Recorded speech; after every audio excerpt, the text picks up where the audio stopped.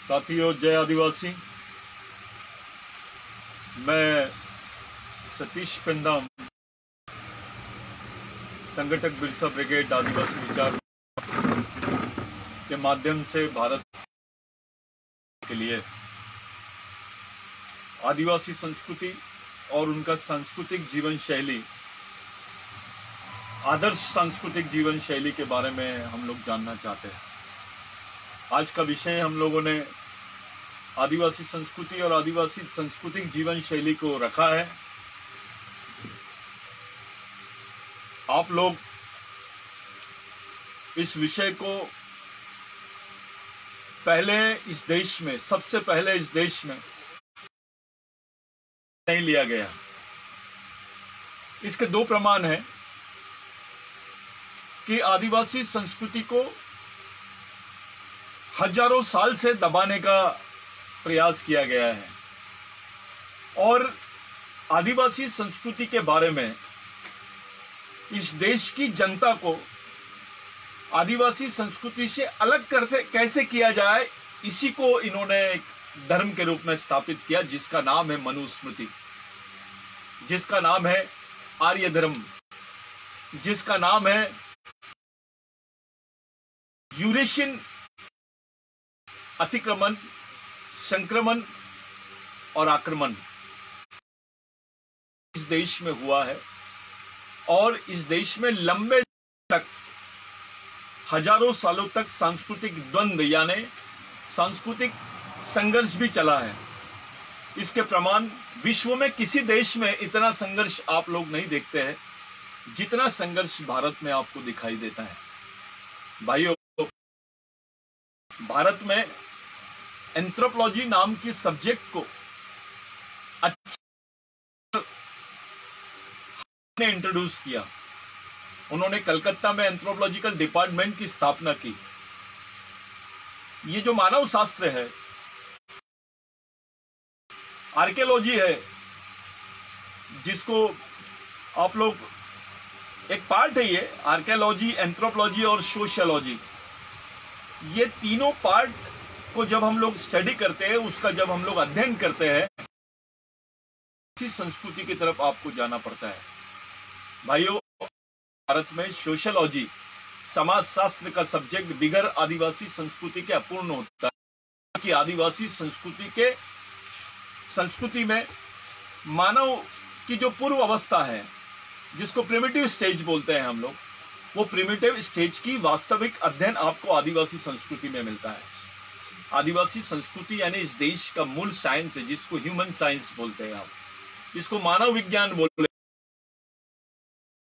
के रूप में आप लोग देखेंगे। आर्कियोलॉजी, पुरातत्व जिसको बोलते हैं आप लोग, आर्कियोलॉजी, एंथ्रोपोलॉजी और सोशियोलॉजी, ये तीनों का मिश्रण यानी आदिवासी अध्ययन है। साथियों, आजादी भारत को मिली, भारत का एक संविधान बना। भारत के संविधान में आदिवासी अधिकारों का उल्लेख तो हुआ, लेकिन आदिवासी संस्कृति और संस्कृति को मानने वाले लोगों के लिए अलग से बड़े प्रावधानों का कोई उल्लेख नहीं दिखाई देता है। डॉक्टर बाबा साहब अम्बेडकर ने भी बोला कि आदिवासी संस्कृति और यहाँ का हिंदू धर्मीय लोग, ये दोनों बहुत अलग है। ये कॉन्स्टिट्यूशनल डिबेट का पार्ट बना। प्री कॉन्स्टिट्यूशन डिबेट में आप लोग देखेंगे डॉक्टर जयपाल मुंडा कि आदिवासियों को मूल निवासी का स्थान मिलना चाहिए, मूल निवासी होने का अधिकार मिलना चाहिए, उनको एक दूसरे तरीके से परिभाषित करना चाहिए।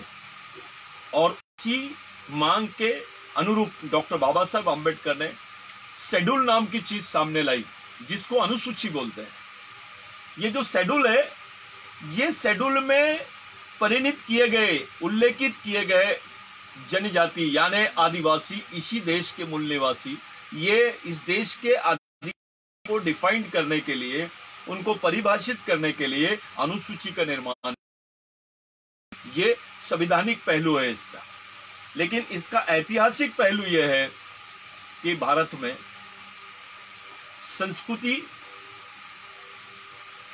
संस्कृत के पहले है। इस देश में दो बातें बहुत महत्वपूर्ण हैं। एक बात सामने आ गई, दूसरी बात सामने नहीं आई।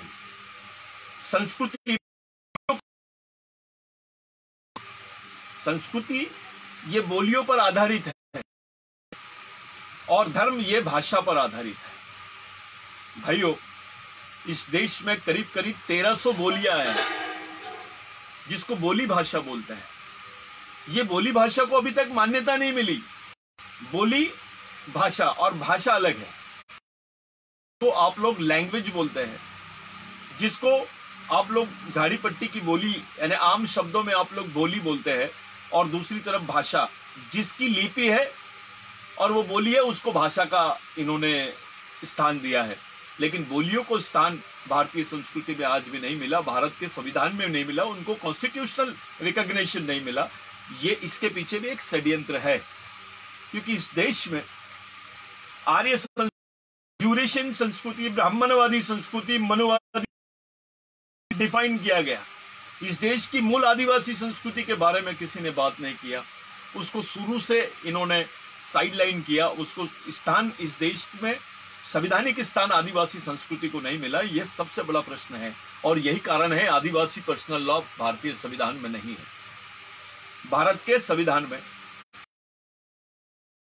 कोशिश जरूर की गई, लेकिन उनके वास्तविक सामाजिक ढांचे को, उनके वास्तविक सांस्कृतिक ढांचे को वो मूलभूत मान्यता कस्टमरी लॉ के रूप में नहीं दी गई। ये एक दुख की बात है। ये हमारे सामने आने वाली पीढ़ी के लिए एक प्रोजेक्ट है, जिसको आप लोग कह सकते हैं कि ये सबसे महत्वपूर्ण प्रोजेक्ट है। मेरे भाइयों, आदिवासी संस्कृति ये बेसिकली मातृसत्तक संस्कृति है। ये मातृसत्तक पद्धति की संस्कृति है और आदिवासी संस्कृति को के लिए हमको मातृसत्तक जीवन शैली को समझना बहुत जरूरी है, जिसमें महिला प्रधान समाज व्यवस्था का उल्लेख आता है। यह महिला प्रधान समाज व्यवस्था का जो उल्लेख है, ये हजारों सालों से आपको मोहनजोदड़ो, हड़प्पा में भी इसके आपको अवशेष मिलेंगे।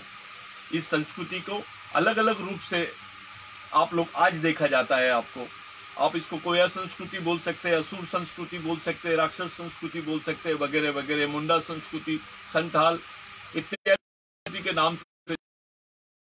का जो मूल था वो एक ही जगह था। इसका मूल एक ही जगह था और ये एक ही जगह से विस्तारित हुई सभ्यता है, जिसको आदिवासी संस्कृति के रूप में हम लोग देखते हैं। मेरे भाइयों, आज आप लोग देख लीजिए, भारत की नदियों के नाम आप देखिए। आपको वैनगंगा दिखेंगी, आपको गंगा दिखेंगी, यमुना दिखेंगी, नर्मदा दिखेंगी, सरस्वती दिखेंगी। जितनी नदियों का उल्लेख आपको दिखता है, ये मातृसत्तक उल्लेख है। ये महिला दिखाई देता है आपको नदियों के बारे में, क्योंकि प्राचीन समय में जो मानव सभ्यता और मानव समूह जिस जगह पे बसता था, वो जगहों पे जहां बसता था, उस जगह पे वाटर रिसोर्स होते, पानी के साधन होते थे, पानी के अवशेष होते थे। ऐसी ही जगह जीवन यापन करते थे।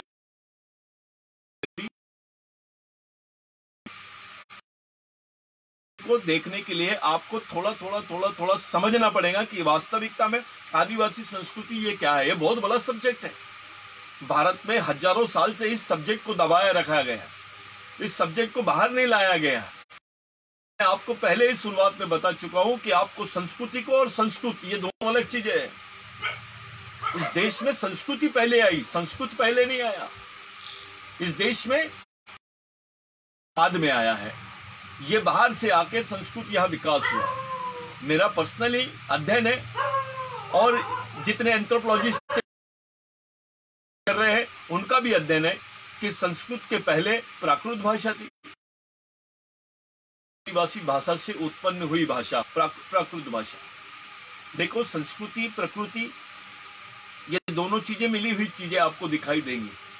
संस्कृति और प्रकृति यानी कल्चर इज एन, उसमें एनिमिस्टिक थ्योरी आती है। इसमें ह्यूमनिस्टिक थ्योरी आती है, इसमें कल्चरल थ्योरी आती है, इसमें अलग अलग टाइप की थ्योरीज आपको दिखाई देती है। आप जब संस्कृति को देखेंगे, जब संस्कृति का आप अध्ययन करते हो, आदिवासी समाज में काम करने वाले खास करके जो कैडर्स है, जो कार्यकर्ता है, जो बुद्धिजीवी है, जो जमीन पे काम करते हैं, उनको संस्कृति इस शब्द का बहुत उनके जीवन में महत्व है। संस्कृति आपके पहचान का प्रतिनिधित्व करती है, संस्कृति आपके अधिकारों का प्रतिनिधित्व करती है, संस्कृति आपके प्राचीन इतिहास का प्रतिनिधित्व। संस्कृति बहुत बड़ी चीज है। संस्कृति ग्रहण इट्स ए नेसेसरी फिनोमिना, उसको आवश्यक प्रक्रिया बोलते हैं। संस्कृति के बगैर आदमी जी नहीं सकता है। आप धर्म के बगैर जी सकते हैं, लेकिन संस्कृति के बगैर आप नहीं जी सकते। अभी देखने में आया है कि संस्कृति को जिस तरीके से एक्सपोज किया गया है, जिस तरीके से लोगों के सामने रखा गया, परोसा गया, संस्कृति और धर्म में भारत का कोई भी समाजशास्त्री आदमी या एक सामान्य जागरूक नागरिक संस्कृति और धर्म में फर्क नहीं कर पा रहा है। इतना कंफ्यूज कर दिया गया है। जिस दिन संस्कृति और धर्म में आप फर्क करने लग जाओगे, उस दिन पता चल जाएगा आपको आदिवासी क्या है, आदिवासी शब्द का मतलब क्या है। संस्कृति के हम प्रधान है, हम भील है, अमांद है, वारली है, ठाकर है, वगैरह वगैरह जो आप लोगों के दिमाग में डाली गई है, ये वास्तविकता बात से जुड़े हुए जितने भी जनजातियां हैं, ये तमाम जनजातियां एक ही जगह इनकी उत्पत्ति हुई है। इन जनजातियों का जो केंद्र है वो एक ही जगह का है, और वहीं से हम लोगों का विस्तार हुआ, डिसेंट्रलाइज हुए हम लोग, वहां से विकेंद्रित हुए वहां से। इस बात को आपको समझना पड़ेगा भाइयों। आप थोड़ा सा एक एग्जांपल देता हूं मैं आपको। माई बोली मराठी में बोलते हैं आप लोग, माई बोली। पिता की बोली क्यों नहीं बोलते आप? क्योंकि इस संस्कृति का संबंध महिला से है। यह मातृसत्तक पद्धति की बात है। आप माई बोली बोलते हैं, मातृभाषा बोलते हैं, ऐसे शब्दों का प्रयोग करते हैं। ये माई बोली वास्तविकता में मातृसत्तक जीवन पद्धति का प्रतिनिधित्व करती है। आप ऐसा बोले, आपके पिता की बोली पितृ बोली, माई बोली शब्द आया है। ये माई बोली का मतलब होता है, मातृभाषा का मतलब होता है आपकी ओरिजिनल जो ओरिजिनिटी है, जो आपका ओरिजिन है वो क्या है। आप जो भाषा बोल रहे हो ये आपकी मातृभाषा है या माई बोली है, जिसको आप लोग माँ की भाषा बोलते हैं।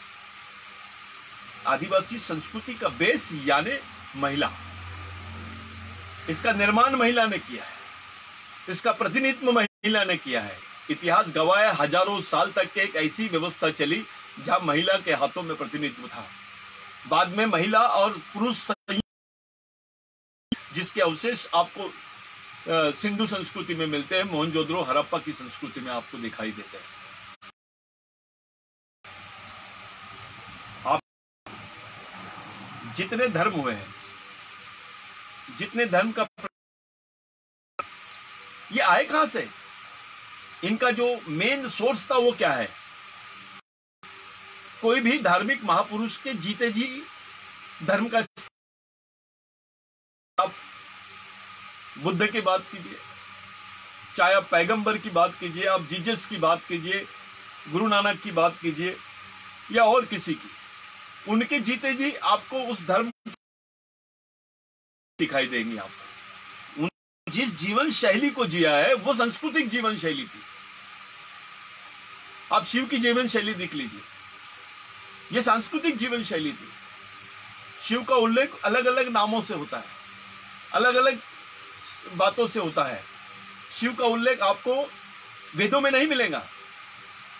शिव का उल्लेख वेदों में नहीं, जो सबसे प्राचीन ग्रंथ माने जाते हैं आर्यों के, वो उसमें शिव का कहीं पे उल्लेख आपको दिखाई नहीं देगा।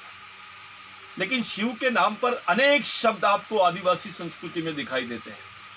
मुंडा शिव को बोलते थे, गोड शिव को बोलते थे, प्रधान शिव को ही बोलते थे। यानी शिव के ये यानी मानव संस्कृति को या मानवता को या मानव के आइडेंटिटी को प्रूव करने के लिए महादेव कोड़ी उल्लेख कैसा होता है? महादेव कोड़ी, संताल, आप लोग हल्बी देखो, को देखिए, आप भिल देखिए, ये उस जीवन शैली का प्रतिनिधित्व करने वाले शब्द है। जो जनजातियां अस्तित्व में आई, जब हमारे केंद्रीकरण हुआ और बातें जब सामने आई, तो आप देखिए इनके नामों में क्या समानताएं दिखाई देती है आपको। मुंडा, संताल, आप कोई भी आदिवासी जनजाति का नाम ले लीजिए, असुर, किसको बोला गया है? और आपकी जनजातियों का उल्लेख आपको में नहीं मिलता है, वेदों में इसलिए नहीं मिलता है जबकि वेद जो है ये प्रशंसा करने वाले ग्रंथ है। डॉक्टर बाबा साहब अम्बेडकर ने बोला इट्स यूटोपियन थेरीज, जिसको पोइट्रीज बोलेंगे, यानी अपनी विद्वत्ता का और आदिवासियों को विध्वंस करने का, यहाँ के मूल निवासियों को विध्वंस करने का जो ग्रंथ है वो वेद है। चारों वेद आप देख लीजिए, चारों वेद यानी आपकी उन प्रशंसा है, और हमारे लिए, हमारे पर जो आक्रमण किया गया, हमारी वास्तविकता को जो विध्वंस किया गया, उसके आपको दोनों अवशेष आपको इन बातों में मिलेंगे। कुछ लोगों ने बोला महाभारत ये आदिवासियों का ऐतिहासिक ग्रंथ है, ऐसा प्रचार किया जा रहा है। वेद, रामायण, महाभारत, इसमें आदिवासियों के ये ग्रंथ है, इसमें आदिवासियों का इतिहास दिखाई देता है, ऐसा यहाँ के मूल निवासियों का इतिहास दिखाई देता है, दलितों का इतिहास दिखाई देता है, बहुजनों का, मराठाओं का इतिहास दिखाई देता है, ऐसा ये प्रचारित कर रहे हैं। वास्तविकता ऐसे नहीं है। इन ग्रंथों में यहाँ के मूल निवासियों के गुलामी के अवशेष दिखाई देते हैं। इस चीज को आपको समझना पड़ेगा मेरे भाई। आप वारकरी संप्रदाय की बात कीजिए, मैं ये जानबूझ के इसलिए कर रहा हूं, हम महाराष्ट्र में बैठ के बात कर रहे हैं। वारकरी संप्रदाय किसी धर्म संप्रदाय का नहीं था, ये एक सांस्कृतिक संप्रदाय था। अब कबीरपंथी लोग बात कीजिए, ये सांस्कृतिक अप्रोच है, ये धार्मिक अप्रोच नहीं रहा। आप सूफियत की बात कीजिए, ये सांस्कृतिक अप्रोच है, धार्मिक अप्रोच नहीं है। यानी मूल जो बेस है वो है संस्कृति, और उसी को लेके आपको भारत में बहुत सारी चीजें एक साथ दिखाई देंगी। मैं आपसे और एक बात विशेष करके बताना चाहता हूं। अलग अलग देशों के सामाजिक सांस्कृतिक इतिहासों का जब हम अध्ययन करते हैं तो हमको किसी भी देश में हो, आदिवासी संस्कृति का जो उल्लेख है वो मातृसत्तक पद्धति में ही दिखाई देता है। चाहे अमेरिका में लो, अफ्रीका में लो, थाईलैंड में लो, इंग्लैंड में लो, ऑस्ट्रेलिया में लो, किसी भी देश में जाइए आप, जहां जहां आदिवासी संस्कृति है वहां मातृसत्तक पद्धति का ही आपको अवशेष दिखाई देते हैं। यानी इस देश में, विश्व में अगर आपको आदिवासी संस्कृति को समझना है तो आपको मातृसत्तक जीवन पद्धति, जिसको लाइफस्टाइल बोलेंगे, ह्यूमन डोमिनेटेड लाइफस्टाइल, यानी वुमन डोमिनेटेड लाइफस्टाइल में जहां आदमी और औरत दोनों समान होंगे, ऐसी भी जगह आपको आदिवासी संस्कृति के अवशेष मिलते हैं।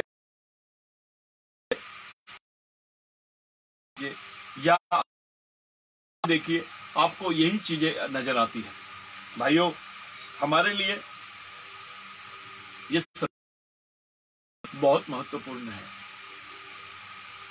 हम बोल तो रहे हैं कि आर्य बाहर से आए हैं, हम बोल तो रहे हैं कि आर्यों ने आक्रमण किया, यूरेशियन है, इन्होंने हम पर आक्रमण किया। एक पहलू हो सकता है, लेकिन दूसरा महत्वपूर्ण पहलू यह है कि आपको यह बोलना पड़ेगा आपकी संस्कृति क्या है, आप किस संस्कृति के मूल से आपकी उत्पत्ति हुई है, आप क्या हो, आपका क्लेम कैसे खड़ा करोगे आप, आपका आइडेंटिटी का क्लेम। ये लोगों ने आपको ज्योग्राफिकल थ्योरी, भौगोलिक थ्योरी आपके सामने रखी जब मानव की उत्पत्ति नहीं हुई थी। आप गोंडवाना लैंड की बात कर लीजिए, ये लोग गोंडवाना लैंड की बात करते हैं उस समय जब ये प्रकृति में एक परिवर्तन आया था, तब मानव की उत्पत्ति कहाँ दिखाई दे रही है। आप जिस तरीके से इन्होंने गोंडवाना लैंड की थ्योरी को रखा, आज ये गोंडवाना लैंड की थ्योरी को उत्पत्ति का केंद्र अफ्रीका बताना चाहते हैं, यानी आदिवासियों को विदेशी साबित करने का साधन बन गया है। ऐसा नहीं है। इसका मुंह में ही में अभी कुछ लोगों ने बोलना शुरू कर दिया कि भाई आदिवासी संस्कृति के मेजर ऑप्शंस आपको, यानी मेजर रिसोर्सेज जो है वो अफ्रीकन कंट्रीज में दिखाई दे रहे हैं। ऐसा नहीं है। आपके पास में अभी अंडमान निकोबार आपके पास में अभी अंडमान निकोबार में रहने वाले लोग, वो प्रजातियां है जिस पर पूरा वर्ल्ड रिसर्च कर रहा है। वो प्रजातियां आपकी अवशेष है। आज भी उस प्रजातियों में आप देखिए, आप किस मूल से आए, उनकी भाषा देख लीजिए आप। मेरा दावा है कि जितनी अंडमान निकोबार की मूल जनजातियां जो भाषाएं बोलती है, उसके उनमें समानताएं जो है भारत की सभी जनजातियों की भाषा में समानता दिखाई देती है। भाषाओं के माध्यम से उस भाषा को आप समझ सकते हैं। ये लैंग्वेज है। इसलिए हमने दावा किया कि मोहनजोदड़ो हड़प्पा की लिपियां जो मिली है, उसको भारत की जनजाति, जो आदिवासी जनजाति है, उसकी हर जनजाति का आदमी अपनी बोली में पढ़ सकता है, समझ सकता है, क्योंकि उनकी संस्कृति का। आज की तारीख में आपको यह भी समझना पड़ेगा कि सांस्कृतिक जीवन शैली जीने वाले लोग और धार्मिक जीवन शैली जीने वाले लोग, इसमें फर्क क्या है। आप सांस्कृतिक जीवन शैली जीने वाले लोगों में आप जातिवाद नहीं देखोगे, उनमें मानसिक संकीर्णता नहीं दिखाई देती है आपको। वो आइसोलेशन नहीं करते, डिस्क्रिमिनेशन नहीं करते हैं, नहीं है। वो किसी भी धर्म संप्रदाय के आदमी के साथ में उनका व्यवहार जो है, क्योंकि उसका बेस सांस्कृतिक बेस, उसको धर्म और जाति का कोई वो नहीं है। आज आदिवासी जनजाति में आप जाइए, किसी भी धर्म और संप्रदाय के आदमी नहीं करता, किसी भी धर्म संप्रदाय के आदमी को वो उसके साथ भेदभाव नहीं करता है। ये नहीं दिखाई देता है आदिवासियों को। इतनी सरलता उनके बीच में दिखाई देती है। आदिवासी जीवन टोटल प्रकृति से जुड़ा हुआ जीवन है। आदिवासी जीवन आपको निसर्ग से जुड़ा हुआ दिखाई देगा। आदिवासी जीवन आपको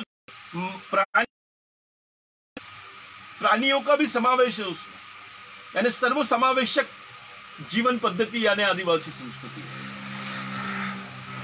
आज बोला जा रहा है ग्लोबल वार्मिंग में अगर कोई इस विश्व को बचा सकता है तो आदिवासी बचा सकता है। आदिवासी नहीं, आदिवासियों की संस्कृति बचा सकता है। वही सांस्कृतिक जीवन शैली से मानव की सुरक्षा हो सकती है, प्रकृति की सुरक्षा हो सकती है, नेचर की सुरक्षा हो सकती है और मानवता की भी सुरक्षा हो सकती है। उतना कैपेसिटी आदिवासी संस्कृति में है।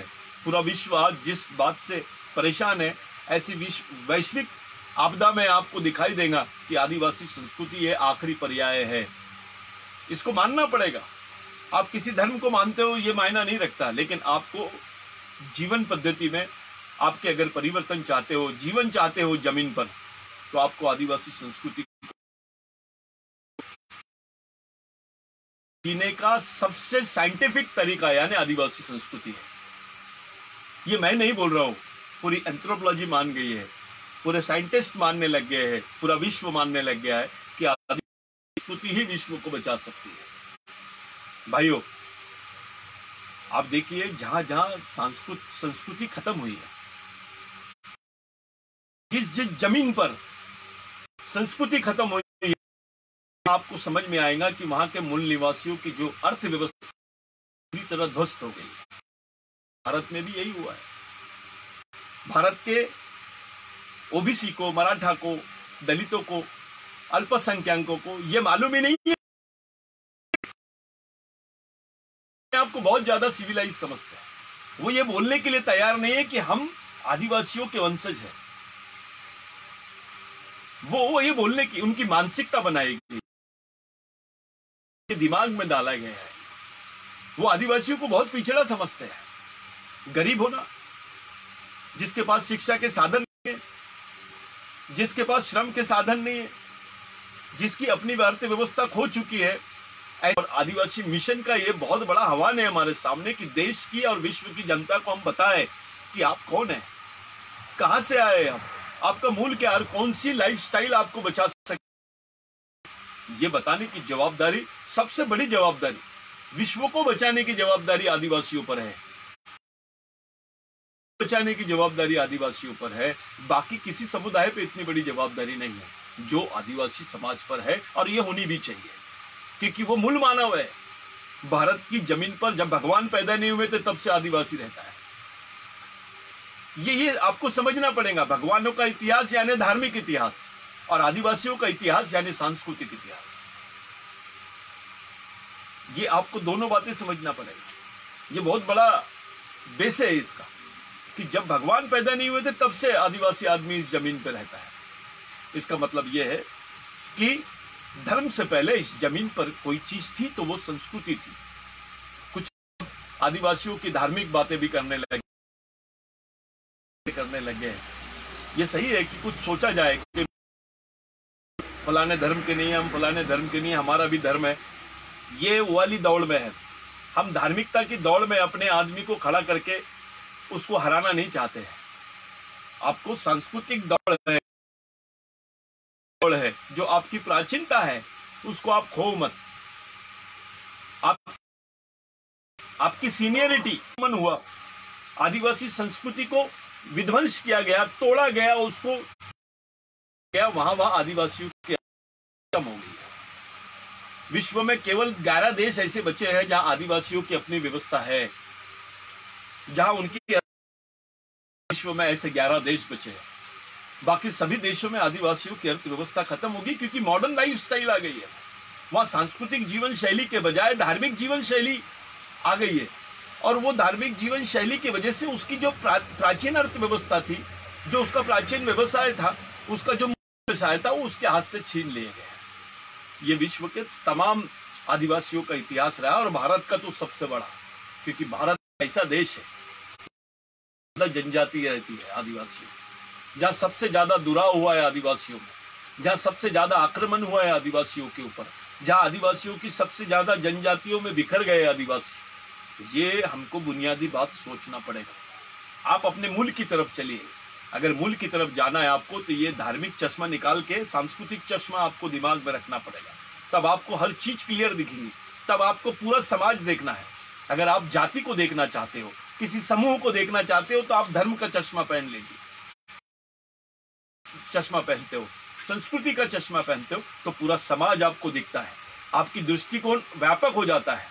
आपका बोलने का जो तरीका है, वो सोचने का तरीका, बोलने का तरीका और विचारों का जो परिप्रेक्ष्य वो व्यापक हो जाता है। आपको सांस्कृतिक जीवन शैली के बारे में समाज को समझाना ही पड़ेगा।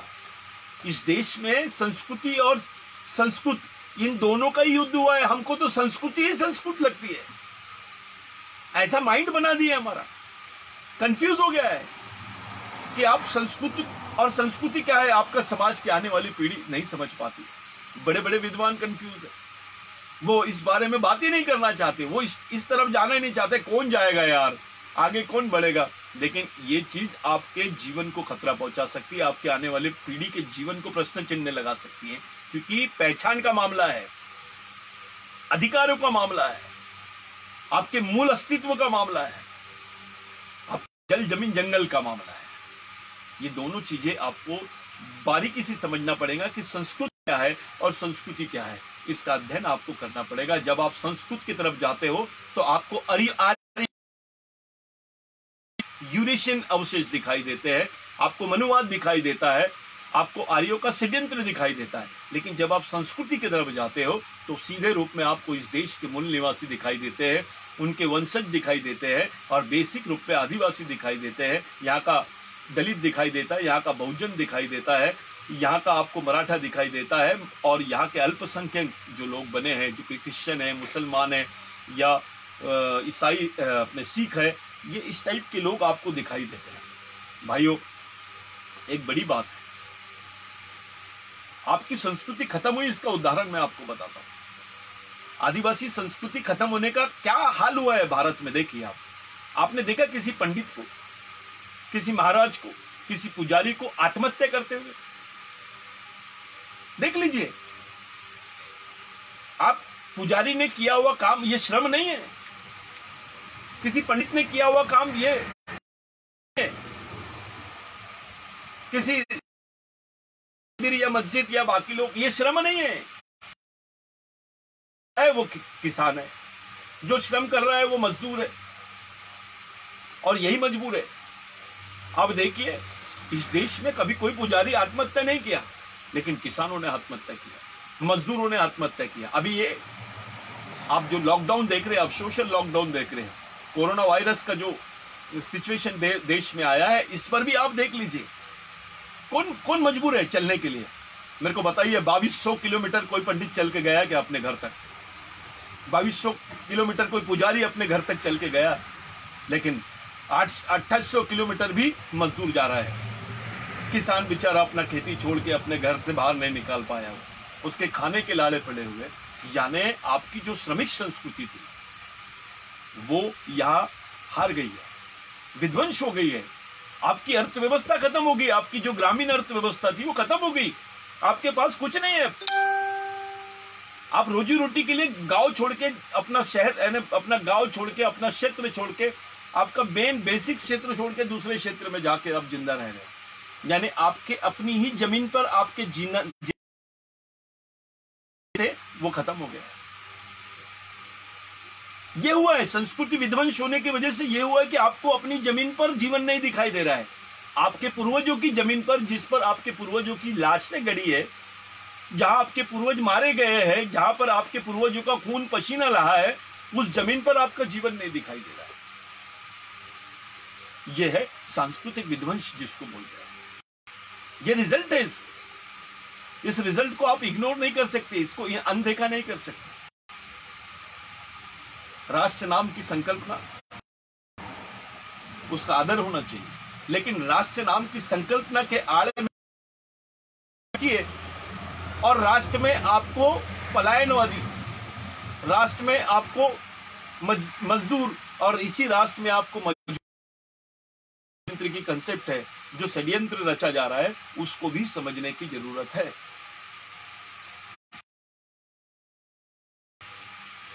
एक छोटा सा उदाहरण देता हूं।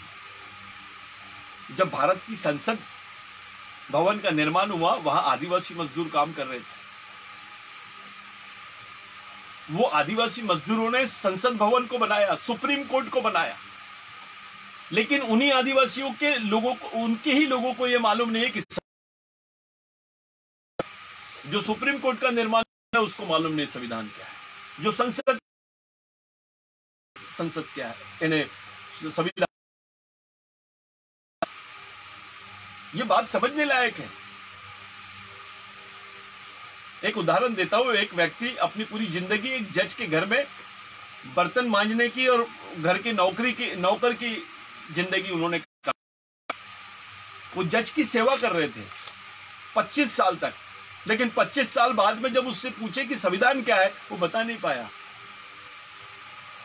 उसने जज को जज नहीं समझा, जज को मालिक समझ लिया। ये चेंजेस आते हैं, ये अवस्थाओं से गुजरना पड़ता है, और इसी को बोलते हैं सांस्कृतिक विध्वंस। आप जागरूक कैसे होगे? आप इस व्यवस्था को समझोगे कैसे? इस व्यवस्था में अपने जिंदा रहने के साधनों को कैसे देखोगे? ये सोचने के लिए भी आपके मूल को सोचना पड़ेगा। आप अपनी सांस्कृतिक पहचान खत्म करके इस देश में आपके लिए जीवन कहीं भी नहीं है, विशेष करके आदिवासियों के लिए। आप अपनी सांस्कृतिक पहचान को खत्म मत कीजिए। मेरे को बहुत लोग पूछते हैं कि हमारी मुंडा हमारी गोंड जनजाति है, हमारी संताल, हमारी भील जनजाति है। मैं उनसे एक ही सवाल पूछा, एक नाम बता दीजिए मेरे को, ये जनजातियों का उल्लेख दिखाइए कहीं पर होता तो। उसके बाद की स्थिति है ये। आर्यों का आगमन होने के बाद आर्यों की जो व्यवस्था थी वो इस देश में विस्थापित हुई, यानी स्थापित हुई, वो जम गई। उसके बाद हम जो भगे अलग अलग कोने में, जब हमारे लोगों का पलायन हुआ, हम विस्थापित हुए, तब हमारे में आपको दिखाई दे रही है अलग अलग जनजातियों की, वहां दिखाई देता है। आप भारत की एंथ्रोपोलॉजिकल रिपोर्ट पढ़ लीजिए, आप भारत का अध्ययन बारीकी से कीजिए, आपको पता चलेगा कि आप एक ही मूल के हैं, आपका डीएनए एक है। इस बात की स्वीकृति आपको करनी पड़ेगी। आप ज्यादा दिन मुजोरी से जी नहीं सकते। कोई भी कल्पना शास्त्र या काल्पनिक बात आप सामने रखकर पूरे समाज को डिफाइन नहीं कर सकते।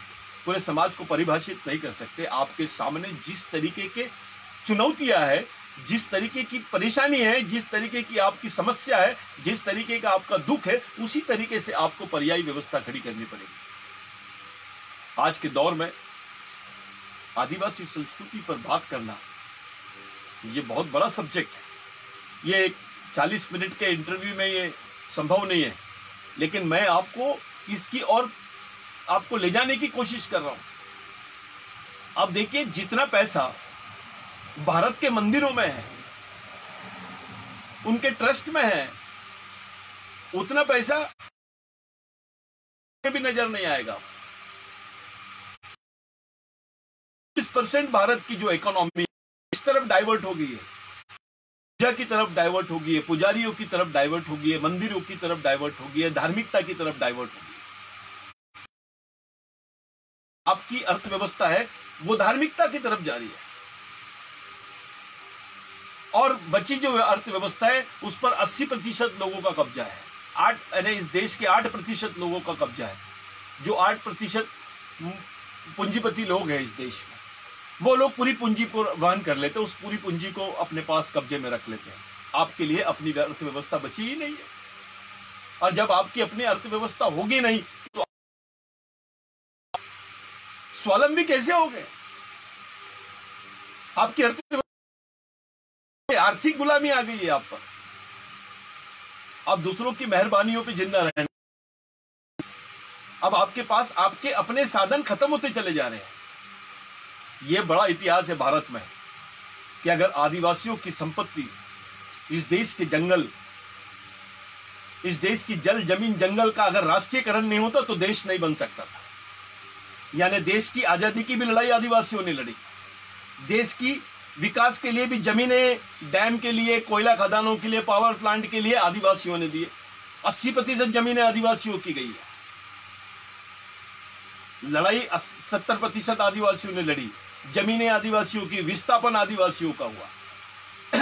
80% आदिवासी अधिकारहीन हो गए हैं, तब जाके देश बना है। ये किसने क्या दिया? अगर यह प्रश्न सबके सामने आता है तो पूरी ईमानदारी से इस देश के हर व्यक्ति ने, हर जागरूक व्यक्ति ने स्वीकार करना चाहिए कि सबसे ज्यादा सैक्रिफाइस अगर इस देश के लिए किसी ने किया है तो आदिवासियों ने किया है। भाइयों, किसानों ने किया है, मजदूरों ने किया है। जो बहुजन समाज का आपको बता रहा हूं मैं, आपको दिखेगा ये सबसे ज्यादा इफेक्टिव जो सोसाइटी होती है, जिसको सफरिंग पीपल बोलते हैं, जिन पे प्रभाव हुआ है इसका, वो आदिवासी थे, बहुजन थे, दलित थे। आज का विषय हमारे लिए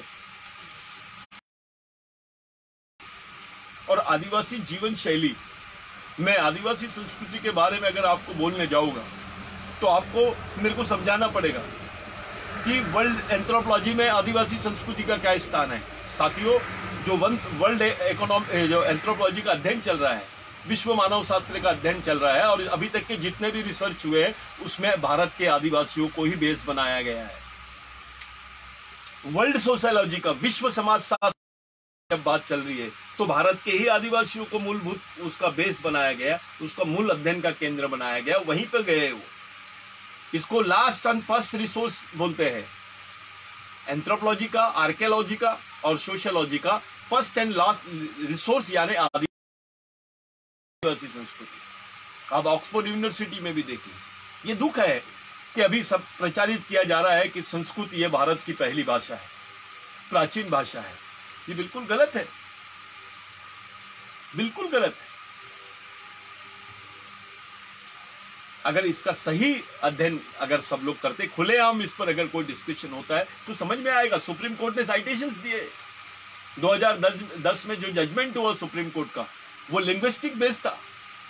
speakers of Gondi, speakers of Munda, speakers of Santali, speaker of Bhili are the aboriginal people of this country. ये भारत के मूल निवासी है जो ये भाषा है बोल रही है, जो आदिवासी मूल भाषा है, बोली बोलने वाले लोग ही भारत के मूल निवासी है। ऐसा जजमेंट देना पड़ता है सुप्रीम कोर्ट। सुप्रीम कोर्ट का जजमेंट ये, इस देश की जो सर्वोच्च न्यायालय है वो ये बोलता है कि ये भाषा बोलने वाले भारत के पहले नागरिक है। ये बोली बोलने वाले भारत के पहले नागरिक है, लेकिन उस बोली को, उस बोलने वाली भाषा को इस देश की पहली भाषा का सम्मान नहीं मिलता है। ये दुर्भाग्य है। It's a politics. इसको कल्चरल पॉलिटिक्स बोलते हैं, इसको रिलीजियस पॉलिटिक्स बोलते हैं। हम इसके शिकार हुए हैं। हमारी संस्कृति विध्वंस हुई है। आज जो मिशन का कैडर है, जो आदिवासी कार्यकर्ता है, जो ओबीसी कार्यकर्ता है, जो मराठा कार्यकर्ता है, जो अल्पसंख्यक कार्यकर्ता है, जिनको समाज और संस्कृति और देश की सभ्यता के बारे में इंटरेस्ट है, जिनको समझता है इतिहास क्या है, जिनको इस देश का ग्राउंड लेवल का सिचुएशन मालूम है, उन लोगों ने इस बात को अपने दिमाग में रख लेनी चाहिए कि विदाउट आदिवासी कल्चर के स्टडी के आप इस देश के किसी भी अवस्था को नहीं समझ सकते हैं, ना समाज को समझ सकते हैं, ना ही समाजवाद को समझ सकते हैं। कार्ल मार्क्स ने भारत की आदिवासी संस्कृति को आदिम साम्यवाद के रूप में डिफाइन किया।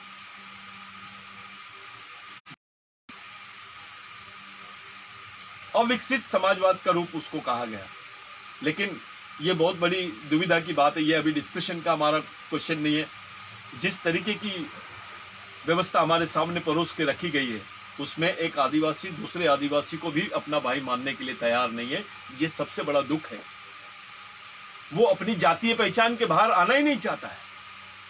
वो अपनी सांस्कृतिक और सामाजिक पहचान के लिए लड़ना ही नहीं चाह रहा है। ये बेसिक प्रश्न है। इन प्रश्नों को आप समझे बिगर मूवमेंट नहीं चला सकते, मिशन नहीं चला सकते, समाज में अपने अधिकारों की प्राप्ति की तरफ नहीं जा सकते। आज पूरा विश्व एक जगह आ रहा है। वैश्विक व्यवस्था भी आपको देखनी पड़ेगी। राष्ट्रीय के साथ साथ अंतर्राष्ट्रीय स्तर पे भी आपको अपनी सोच को रखना पड़ेगा, आपको समझाने पड़ेगी। किसी ने मेरे से पूछा कि मराठी पहले है या संस्कृत पहले है। ये माई बोली है मराठी। माई बोली यानी प्राचीन बोली। तो कोई भी माई बोली ये संस्कृत से सीनियर है। ये आपको समझाना पड़ेगा। संस्कृत इस देश में 4000 साल पहले, 4500 साल पहले से आपको संस्कृत भाषा का विकास का इतिहास आपको दिखाई देगा। लेकिन बाकी बोलियां और उनकी प्राकृत बोलियां और बाकी सब चीजें आपको 10,000 साल पहले से भी दिखाई देती है। ये यूरेशियन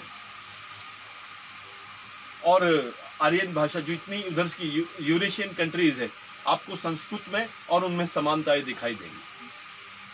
आदिवासी भाषाओं का देख लीजिए आप, जो आदिवासी मूल के लोग हैं उनमें समानताएं आपको दिखाई देंगी। आज का विषय ये पहला पार्ट है, जो मैं एक आपको जो मेन विषय की तरफ जाने के पहले उसके लिए जो वातावरण है, जो परिस्थिति, आवश्यक परिस्थिति का मैं आपको ब्यौरा दे रहा हूं। साथियों, आप इसको पार्ट 1 मानिए। मैं संस्कृति पर आपको वो अध्ययन का आपके सामने ब्यौरा रखूंगा जिसको आपको घर बैठे आप इस चीज को समझ सकते हैं, और उसको समझने के बाद आपके अध्ययन में आपको उसकी सहायता मिलेगी, क्योंकि ये अध्ययन आपके लिए बहुत जरूरी है। मैं आपको अंतर्राष्ट्रीय स्तर पे आदिवासी संस्कृति और भारत की आदिवासी संस्कृति, इनकी विशेषताएं और इनमें समानताएं, इन दोनों के बारे में आपको बताऊंगा। आपको जितने भारत में जनजातियां हैं, इनमें सांस्कृतिक समानताएं, भाषीय समानताएं का जो सूत्र है, मैं उस पर भी आप लोगों के साथ बात करूंगा। ये जो फेसबुक लाइव था, ये समय थोड़ा लेट हुआ क्योंकि मैं ग्रामीण अंचल में था। मैं वहां नेटवर्क उपलब्ध नहीं था, इस वजह से मैं आप लोगों से माफी मांगता हूं। लेकिन बहुत जल्दी एक सीरीज हम लोगों ने जो रखी है, आदिवासी विचार मंच के माध्यम से जो सीरीज रखी है, ये बहुजन मूल निवासी समाज तक के पहुंचाने के लिए राष्ट्रीय स्तर पर, वो सीरीज का एक सब, इस पर हम जल्दी से तैयारी कर रहे हैं। आपको कल से ये सब चीजें शुरू हो रही है। मैं कल फिर आपको लेके जाऊंगा और इस विषय को खोल तरीके से, डीपली मैं इस विषय को आपके सामने इसका विश्लेषण करूंगा, इसका एक्सप्लेनेशन दूंगा, इसी शब्दों के साथ जय बिरसा, जय आदिवासी।